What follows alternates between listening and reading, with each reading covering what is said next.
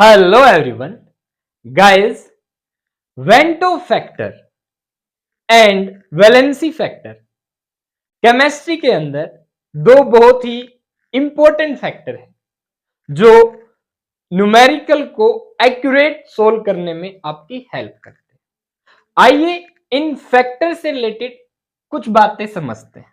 देखिए, आपको मैंने ये चार कंपाउंड दे रखे हैं, आपको इनका वेंटो फैक्टर यानी कि आयोटा बताना है। क्या बताना है? आयोटा। ठीक है, ऐसे तीन कंपाउंड इधर है, आपको इनका वेंटो फैक्टर आयोटा बताना है। वेंटो फैक्टर, ठीक है। वहीं पे मेरा और एक और क्वेश्चन आपसे, क्या एन फैक्टर और वैलेंसी फैक्टर भी आपको बताना है। इन्हीं का क्या होगा? गाइस, जो भी बच्चे वेंटो फैक्टर को लेके कंफ्यूज हो रहे हैं, एन फैक्टर को लेके कंफ्यूज हो रहे हैं, उनके लिए ये वीडियो बहुत ही इंपॉर्टेंट है। तो आप लोग अच्छे से इस वीडियो को अटेम्प्ट करें धीमे धीमे, ठीक है। और हाँ, एक इन्हीं की फुल वीडियो अभी रिसेंटली मैंने चैनल पे बनाई है, जिसमें वेंटो फैक्टर, वैलेंसी फैक्टर और एटॉमिसिटी में डिफरेंस क्या होता है ये बता रहा है, और केमिस्ट्री में कहां कहां यूज होते हैं। इस वीडियो का लिंक डिस्क्रिप्शन में है, आप देख सकते। आइए समझते हैं। मैं पहले बात कर रहा हूं एल्यूमिनियम फॉस्फेट की। बताइए इसके लिए आयोटा क्या होगा। अब गाइस, अगर एल्यूमिनियम फॉस्फेट मैं कह दूं 100% आयोनाइज हो रहा है, 100% क्या हो रहा है? आयोनाइज या डिसोसिएट हो रहा है, तो डायरेक्ट जो भी नंबर ऑफ आयंस, जितने नंबर ऑफ आयंस ये देगा, वही इसका आयोटा वेंटो फैक्टर हो जाएगा। कितने आयन देगा? एल्यूमिनियम 3+ और फॉस्फेट कितना होता है? PO4 3- aluminium 3+। कितने आयन देगा ये? 2। तो आयोटा कितना हो जाएगा भाई इसका? 2। ठीक है। अब इसी का हम समझते हैं वैलेंसी फैक्टर क्या होगा। क्या होगा भाई? देखो, एल्यूमिनियम पे कितना टोटल, या मैं कहूं इस पूरे मॉलिक्यूल में टोटल पॉजिटिव चार्ज कितना दिख रहा है आपको? +3। नेगेटिव चार्ज कितना दिख रहा है? -। तो गाइज, ये जो नंबर है ना इस चार्ज का, टोटल पॉजिटिव चार्ज का या टोटल नेगेटिव चार्ज का, ये होता है वैलेंसी फैक्टर या एन फैक्टर। सिंपल शब्दों में बताओ, इसका एन फैक्टर कितना होगा? 3। अब ये कहां यूज होगा? एन फैक्टर यूज होगा जब आप मोल कंसेप्ट में मोलैरिटी नॉर्मेलिटी निकाल रहे होते हैं, जब आप रिडॉक्स रिएक्शन में रिएक्शन को बैलेंस कर रहे होते हैं, ऑक्सीडेशन नंबर मेथड से या आयन इलेक्ट्रॉन मेथड से। ठीक है। इक्विलिब्रियम में जहां एसिड और बेस के प्रॉपर आप पीएच को डील कर रहे हैं, पीओएच को डील कर रहे हैं, नंबर ऑफ आयंस कितने बनेंगे जब आपको ये चाहिए, तो इसका इस्तेमाल करते हैं एन फैक्टर या वैलेंसी फैक्टर। आयोटा का कहां यूज करेंगे? वेंटो फैक्टर का सॉल्यूशन चैप्टर में, जब आप कोलिगेटिव प्रॉपर्टी कैलकुलेट कर रहे हो। 4 कोलिगेटिव प्रॉपर्टी है: relative lowering in vapour pressure, elevation in boiling point, depression in freezing point और ऑस्मोटिक प्रेशर। तब समझ आया? अब एक बार इसका बताओ, आयोटा बताओ इसका।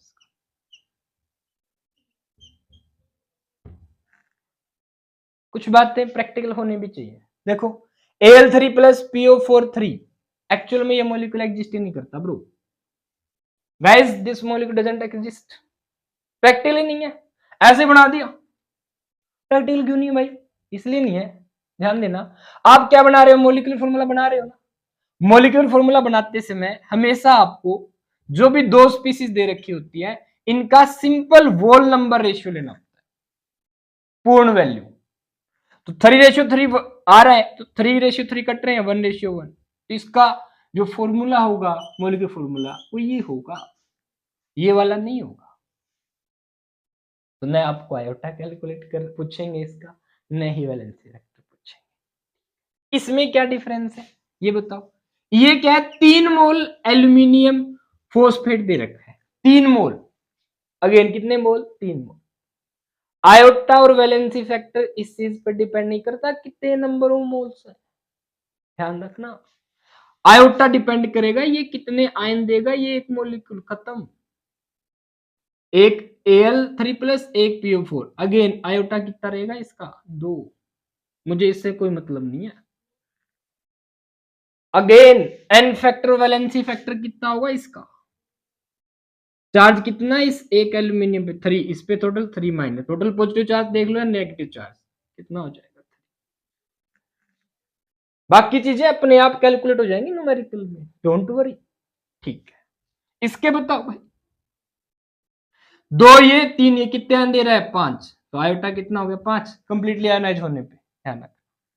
टोटल चार्ज एन फैक्टर की बात करूं मैं, वैलेंसी फैक्टर की बात करूं तो एक ही बात है, एन फैक्टर वैलेंसी फैक्टर, ठीक है।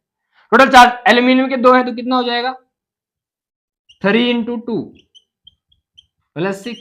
सल्फेट पे कितना चार्ज होता है, 2 - × 6 -6। Total 1 N factor valency factor कितना हो जाएगा, 6। समझ आ रही है क्या बात, ठीक है, हो गया। इसकी बात करते हैं अब, H3PO4 ऑर्थोफॉस्फोरिक एसिड। गाइस ये 3H+ देता है और हम कहते हैं इसकी बेसिसिटी कितनी है, 3। तो इसका एन फैक्टर कितना हो गया, 3। ये कितने H+ देता है, एन फैक्टर 2 देता है, H3PO3 orthophosphorous acid. N factor कितना हो गया, 2H+ देता है ये कितने H+ देता है, 1। एन फैक्टर कितना हो गया, ठीक है। ओके, आयोटा चाहिए मुझे, तो आयोटा कितने आयन देता है, अब सुनो। अगर ये डिसोसिएट हो 3H+ देगा, ठीक है। फॉस्फोरस PO4 3- एक आयन और बनाएगा। कितने आयन दे रहा है टोटल, 3 ये 1 ये, कितने 4। तो आयोटा कितना होगा इसका, ये सॉल्यूशन में कोलिगेटिव प्रॉपर्टी 4 होती है, उनको कैलकुलेट करते टाइम यूज करेंगे। ये आपका इलेक्ट्रोलाइसिस में, बैलेंसिंग में, इलेक्ट्रो इक्विलिब्रियम में, ठीक है। इसका बताओ, ये 2H+ दे रहा है, ठीक है, और H PO3 2- में कन्वर्ट हो जाएगा। H 2 दे दिए इसने, एक H बच गया, PO3 2-।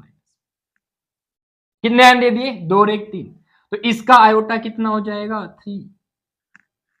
अगर ये 100% आयनाइज हो रहा है तब, ध्यान रखिएगा। इसकी बात करें, एक H+ देगा और H2PO2-। कितने आयन दे दिए टोटल, 2। तो इसका आयोटा कितना हो गया, 2। अब आयोटा वैलेंसी फैक्टर में आपको डिफरेंस समझ आ रहा होगा, तो अच्छे से कैलकुलेट करें, जहां आपसे पूछा गया है वही कैलकुलेट करें। जिस न्यूमेरिकल में पूछा है, जो पूछा है उसे ही कैलकुलेट करें। सबसे इंपॉर्टेंट बात क्या है, focus on the condition, situation matters. जिस सिचुएशन में आपको डाला गया है उसको आप कैसे सोल्व करते हो, जिस न्यूमेरिकल को आपसे पूछा गया है उसको कैसे सोल्व करते हो, ये मैटर करता है, ध्यान रखिए। तो गाइस ये था वैलेंसी फैक्टर, वेंटो फैक्टर में डिफरेंस। होप सब आपको क्लियर हो गया। फिर भी किसी प्रकार की कोई क्वेरी हो आपकी तो कमेंट में पूछिए, और इसी की फुल वीडियो में फिर से बता देता हूं, का लिंक डिस्क्रिप्शन में है, आप देख सकते हैं, उसके बाद कोई डाउट नहीं रहेगा आपका। ओके, अच्छे से पढ़िए, ऑल द बेस्ट।